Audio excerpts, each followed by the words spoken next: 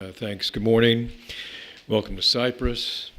I'm going to talk this morning about the offshore industry in the East Med, and it's really quite interesting for those of us who are involved in it and who have been paying attention to it for since about 2010.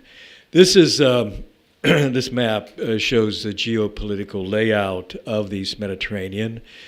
There are some contentious issues, some controversial matters, and I'll explain. The map is based on the UN Convention on the Law of the Sea.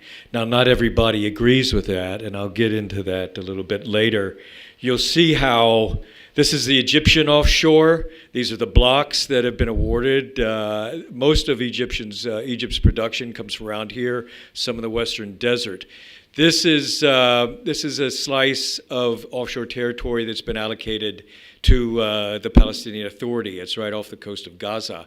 This is the Israeli offshore, and I'll mention that Israel is not a signatory country to the UNCLOS agreement. This is the Lebanese offshore.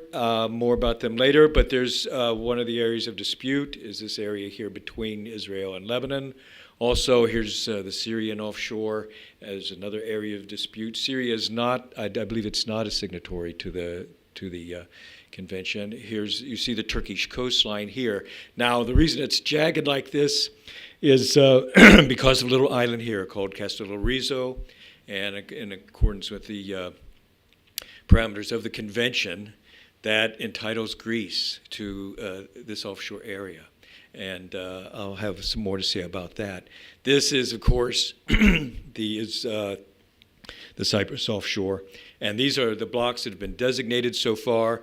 As I'm sure you've learned that this area is, there's the political problem here in Cyprus called the Cyprus problem. It seems to be pretty well known, but there have been no designations, no delineation of blocks here in that area. So I'll give you a rundown of what's a summary of what's going on in the region, what the developments have been. I'm sure we'll have plenty of time for questions later. So let me back up first. I'll show you. This area is the Levant Basin. That's the Levantine Basin right here. This is what most of the attention is centered on. Okay, so in the Levant Basin, there's, according to the U.S. government survey, geological survey, there's 122 trillion cubic feet to be found in the area. There would be like 1.7 billion barrels of oil. None has been discovered yet. So far, the amount of gas that's been discovered in the area is 38 trillion cubic feet, and that's about 1 trillion cubic meters. Now, most of this has been found in Israel by a Houston-based company called Noble Energy, and they're also responsible for the discovery of the Aphrodite field offshore Cyprus. Like I said, all significant discoveries in the East Med have been made by Noble Energy, but that hopefully will change in the next year or so. Israel's Tamar field is on stream. It came on stream in March 2013, and it supplies Israel's domestic market. That's the only field in the East Med, apart from what exists in Egypt, that's actually producing right now.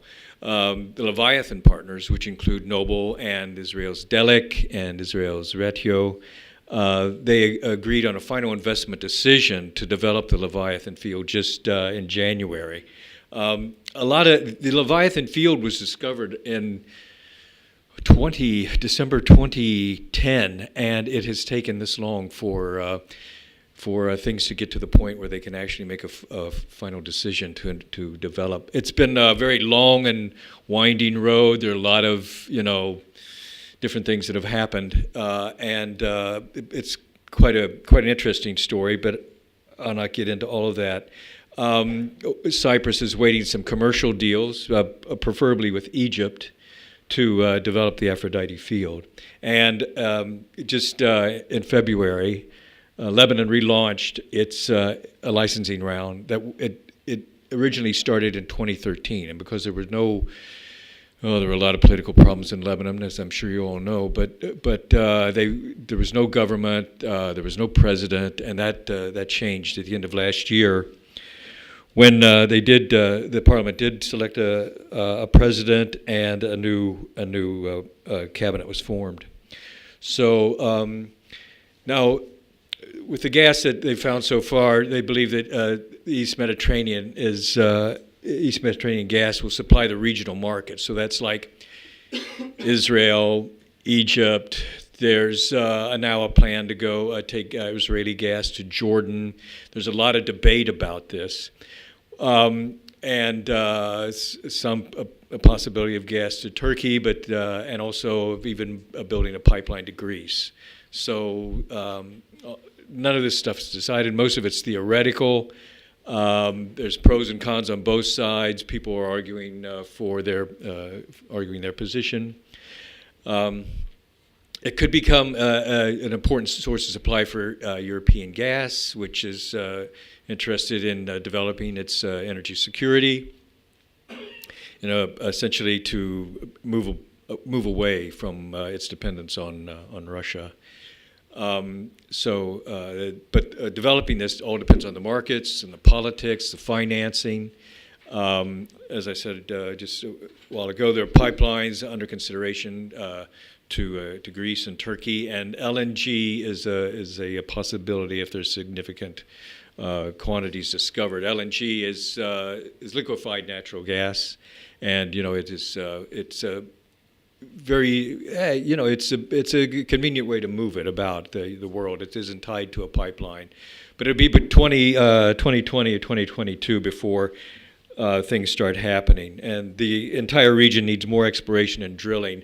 This coming summer, Total, which has several blocks now offshore Cyprus, will drill a well in the southern Cypriot waters, and it's significant because what really has people excited here is this Zohr discovery. It was made in August 2015 with 30 trillion cubic feet of gas. It came as a complete surprise to the region, and it got everybody pretty excited, and it prompted the Cypriot government to launch its third licensing round, which it's just finalized today, I understand. It's finally signed contracts with ExxonMobil and Eni and Total for more blocks.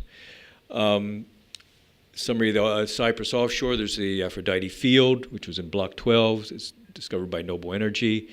Blocks 2, 3, and 9 have gone from the second licensing round to Eni Kogas, which is the Korean gas company. Blocks 10 and 11 went to Total. Eni drilled 2 dry holes in Block 9 and suspended its drilling program in 2014. It said it wanted to recalibrate its seismic. It did that, and then it went off to Egypt and discovered the Zohr field. So that's another reason why everybody's sort of excited about what might come in the months ahead.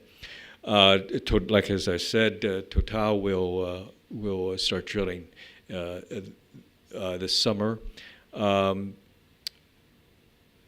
There has been a farm-in to Noble, and Delek sold some shares to BG, which has since been taken over by Shell in Egypt, and so they're now part of the Aphrodite Field Consortium. Like I said, with the Zohr discovery, it's only 6 miles from Cyprus maritime border. So, and there's about the Cyprus licensing round and also Total drilling.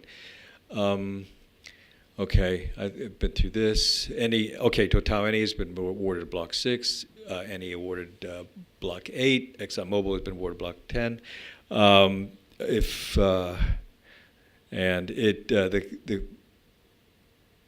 The island is needing a new operations base with all the companies that are going to be arriving here.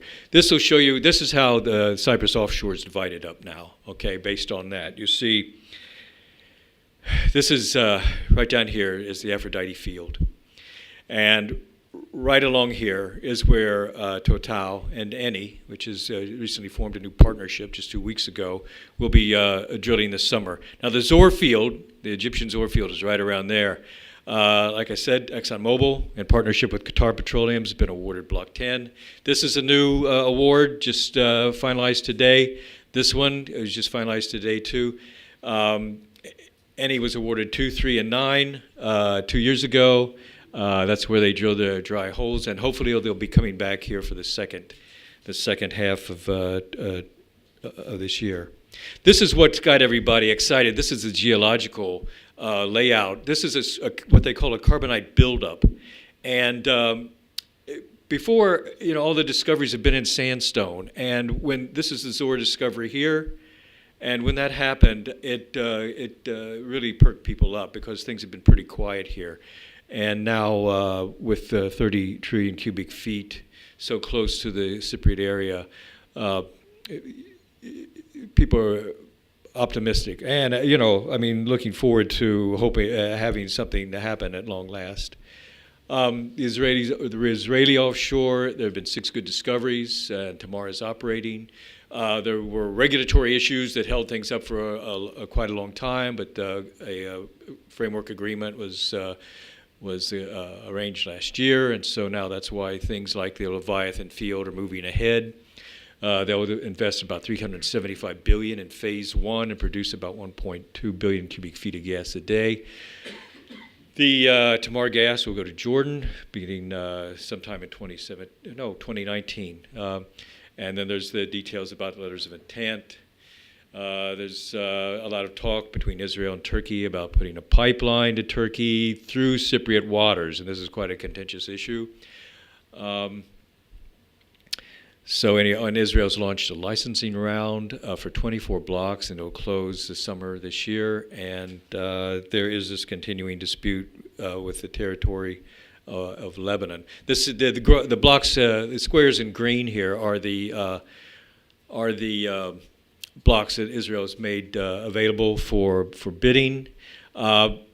This area down here, there was these fields.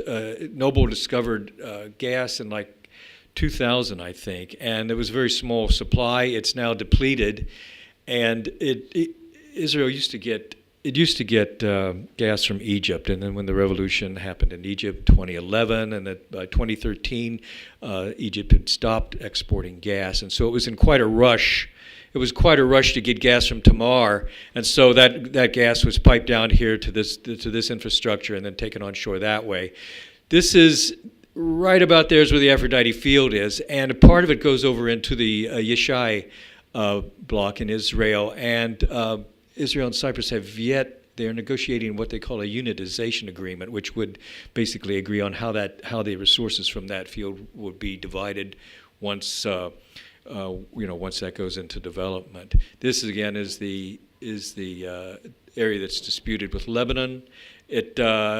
Nothing's been awarded there, and I don't think it will be on the Israeli side, at least until the matter's resolved. The Americans have been involved in trying to negotiate for several years, so we'll see. It's just another one of these ongoing disputes between Israel and the Lebanese.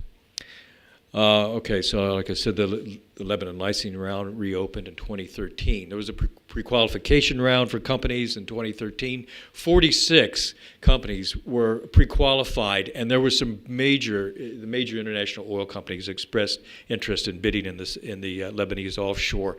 I mean, it's just an indication of what they think the area may hold. So at that time, they offered 10 blocks. There was a lot of dispute within the Lebanese, amongst the Lebanese, as to whether that was the right thing to do or not. So at the end of 2016, there was a new president, new government. There were 2 decrees that needed to be passed. They've done that. They've made advances. The new round of bidding closes in September, and it's only for these 5 blocks, which 2, 4, 8, 9, and 10. But 8, 9, and 10 are in the disputed area with Israel, and there's sort of questions like, well, you had other blocks to offer. Why did you do that? So you'll see, here's 8, 9, and 10 right here. This is the disputed area. It shows you the Israeli blocks, and where the Lebanese think that the Syrian-Lebanese median line should be. As a little closer, a close-up of that, it's about, this disputed area is about 854 square kilometers, I think. There's the Cyprus EEZ. Cyprus and Lebanon have signed an agreement, but the Lebanese haven't ratified it yet. So they dispute the points. They dispute the points as to which Cyprus entered into its delineation agreement. And then, of course, there's this issue with Syria, which can be expected to go on for a considerable period of time, considering the fact that Syria is in the state that it's in. Here again, you see the offshore zones as determined by the UNCLOS agreement. There has been a lot of discussion about the main thing about developing these gas fields is finding a market for it. And because it's a very expensive investment. Years ago, there was quite a lot of talk about bringing Leviathan gas to a little place called Vasilikos, and to develop LNG facilities there and export the gas that way. That hasn't developed. It may develop in time as you know, if more significant discoveries are made. But there are diplomatic discussions going on between Turkey and now. There's a political rapprochement.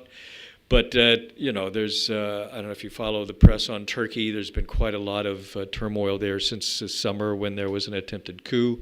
The idea would be to take a pipeline around Lebanon and Syria's zones and put it through the Cypriot waters. But because of the dispute between Turkey and Cyprus, that's quite an argument in itself. And frankly, my opinion, I don't think that's really going to happen. I think that I think there's more and more talk these days about actually referring back to these LNG projects that would put an LNG project here in Cyprus, but that's a long shot, and it all depends on how much gas is discovered. What's being discussed now is taking gas from Leviathan over to the Aphrodite field and then sending it down here, where there are two LNG plants here that are idle because Egypt is basically trying to meet its own domestic demand, and to do that, it has stopped exports to Jordan. It's stopped by pipeline to Jordan. It stopped the exports to Israel. It cut off gas supplies to these two LNG plants. And the one is owned by Shell, which is now a partner in Aphrodite, and the other is owned by Eni, which as the map showed, has a lot of blocks offshore. Cyprus, actually, Eni, which is the Italian company, is the major investor in the Cyprus offshore. Just to let you know, Egypt was exporting gas through what was called the Arab gas pipeline, and then there was also another pipeline that went offshore and bypassed the Gaza Strip. But there was an Arab gas pipeline that ran up this way, up through Syria, and there was a spur line here going into Lebanon, and then it almost made it to Turkey. It stopped just short of a little town called Kilis there, and before being completed and feeding into the Turkish network. But that's not the situation anymore. So it'll be some while before anything like that can be considered again. Okay, so we're back to this map.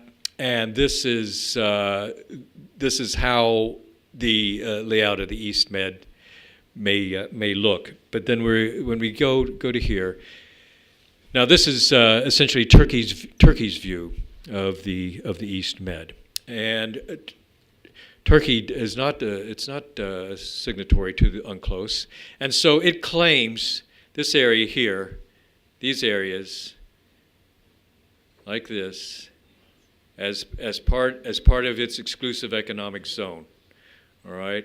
And so it says that this is part of Turkey's natural continental shelf. Sorry, and as you can see, it's cutting into the the blocks that Cyprus have delineated here. There's Block 6 right there, which was just awarded to Eni and Total today. So and this area here, this has essentially been awarded to Turkey's the Turkish Petroleum Company, TPAO, by this Turkish Cypriot administration. And this was done, I think it was 2013. It was basically when a lot of developments were happening here with the South, and it was basically for the Turkish Cypriots to state that they feel that they have a claim to the natural sources in Cyprus as well. Now, the Cypriot government itself hasn't disputed this. What's being disputed really is the Turkish continuing occupation of northern Cyprus and the fact that there's no peace settlement. But the Cypriot government has stated repeatedly that the resources of the island are basically shared by all its citizens. And I think that once you see when and if there is a settlement, and hopefully there will be at some point in history, you'll see that this map could change significantly. Where Turkey will stand in all that with regard to the offshore, it's really unclear. It's impossible to say. I think that ultimately there needs to be some sort of they're going to have to negotiate. The Greeks, the Cypriots, and the Turks are going to have to negotiate about this offshore area too. This is just another display of the area that was awarded by the Turkish Cypriot administration.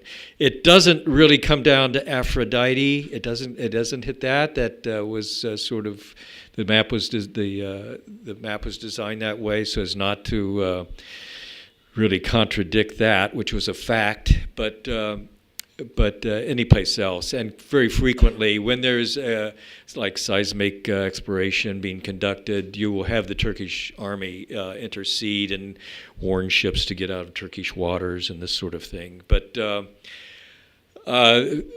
the international companies operating here have shown quite a bit of resolve as far as their recognition of the Cypriot government's standing on this position, and that's certainly to be commended. I think everybody appreciates that.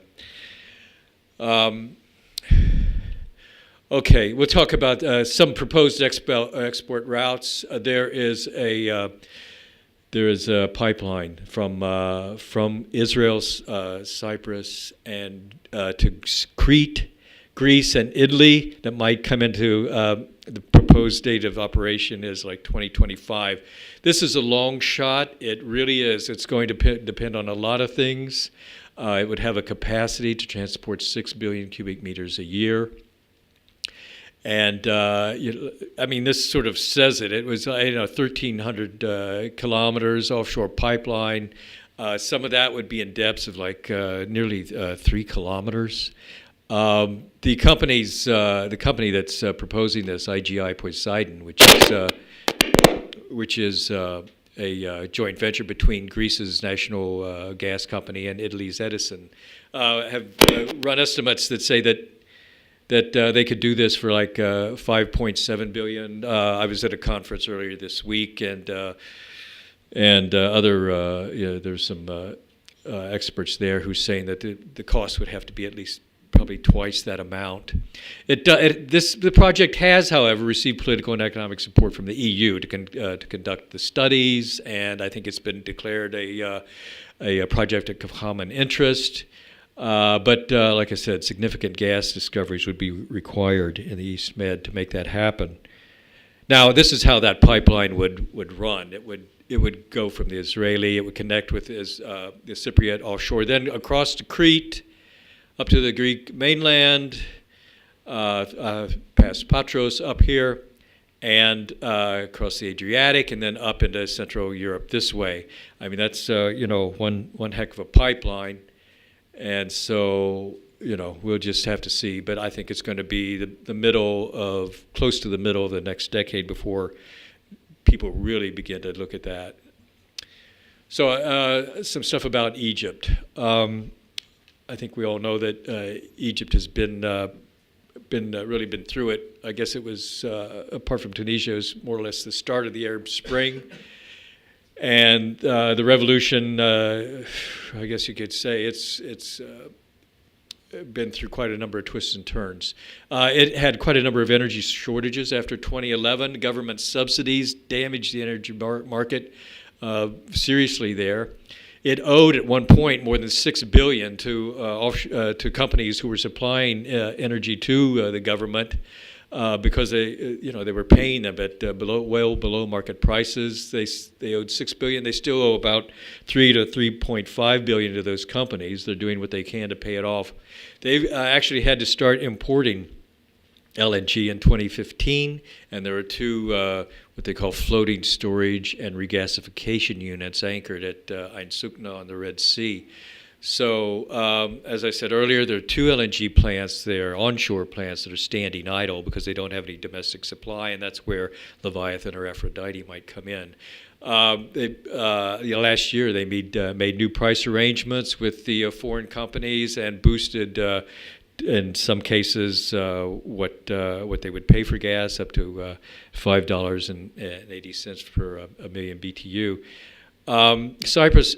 Egypt has natural gas resources of 100 trillion cubic feet, which that's a lot of gas. But they don't really know the geology of the country. Really, there's not been enough exploration work, and also there've been reluctance to actually get involved there and invest because of the financial circumstances that the companies can face.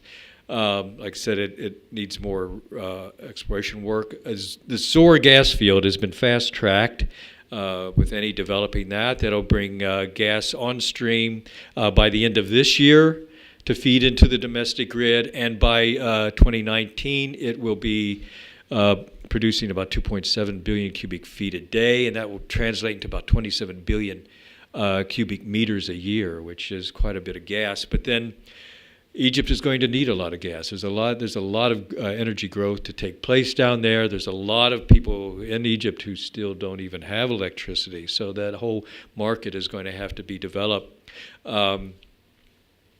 So by 2020, they expect a lot. There are other projects, about a dozen other projects going on down there, and Egypt has really tried to come around with producing energy. So, and by the early 2020s, they hope to be exporting again and to end put an end to the LNG imports. But we'll see. This is just a map of how the Egyptian offshore is laid out, where the companies are working, where they're producing. There's a lot of work in the western desert here, and also in the eastern desert. The Nile Delta is very prolific, and the Nile offshore here. And like I was saying, the Zohr gas discovery was here, and that did get everybody quite excited, especially the Egyptian government, which is desperate for the gas. There's another layout, and it'll show you there's the Gaza Marine area, and there's the Israeli offshore, and it shows you Aphrodite and relationship to Zohr. And these are basically Shell and BP, British Petroleum, that are operating this. There's a lot of other companies involved there. Some are large, some are not that big, but there is a lot of work taking place there in Egypt. All right, I'll tell you a little bit about the Southern Gas Corridor and Turk Stream. When the Soviet Union collapsed, it opened up the Caspian Basin. The countries like Azerbaijan, Kazakhstan were open for Western exploration and development. So they discovered quite a bit of gas offshore Azerbaijan in the early, about 2000s and even before. So they decided to take this gas and transport it to Europe, and they came up with this concept of the Southern Gas Corridor, which would basically take Caspian gas and also gas that might develop from Turkmenistan, which again, that's another long shot, or from the Middle East, from Iraq, Iran, and transported to Europe that way. So the Shah Deniz field offshore Azerbaijan is it will be producing, I think, by 2019 about 16. It will add another 16 billion cubic meters. I think now it's producing about 6 or 8. It'll bring it up to about 22, 24 billion cubic meters a year. So the entire project of the corridor is going to be like $45 billion. I've got a map of it. I'll show you here in a second.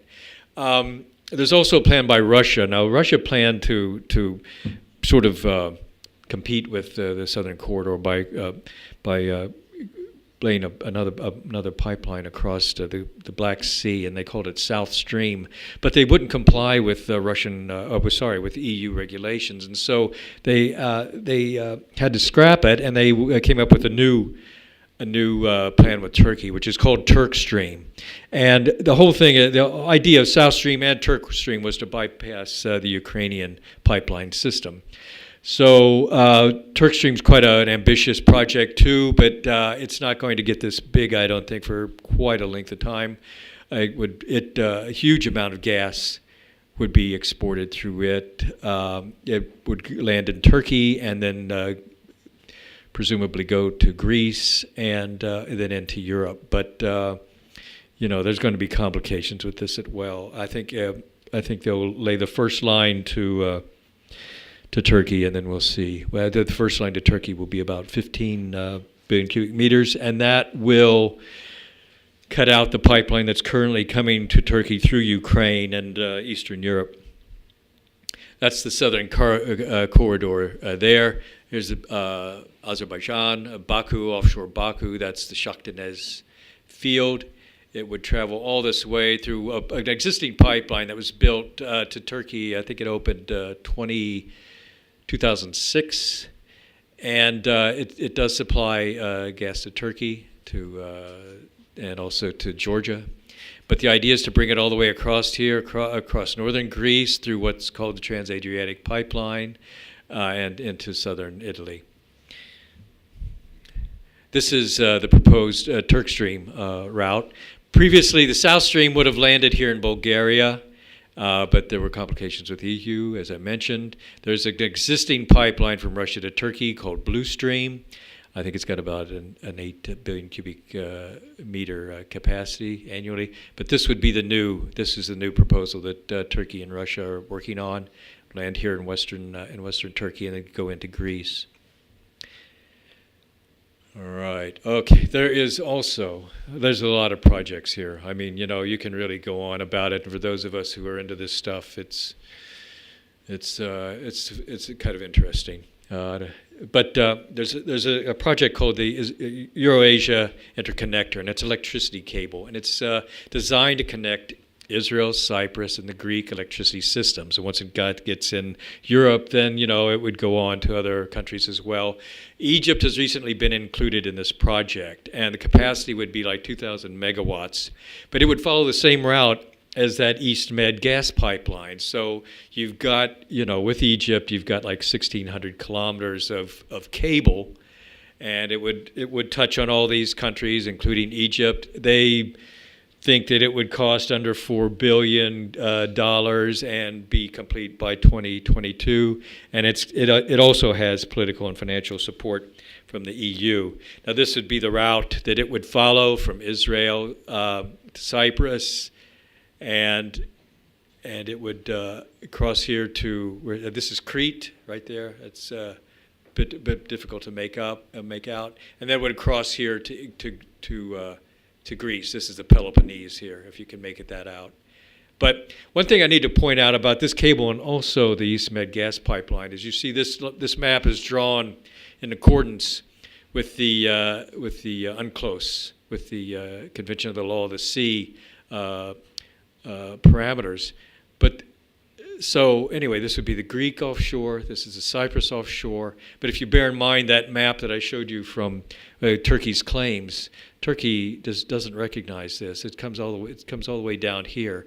And so, I mean, there'd be a lot of political, it poses a political problem, really. So, I mean, this area certainly is, there's plenty of political problems to discuss. So I think that's it. Thank you. If you got any questions about this, I think we've got ample time. So I'll be happy to help you with that. All right. Thank you.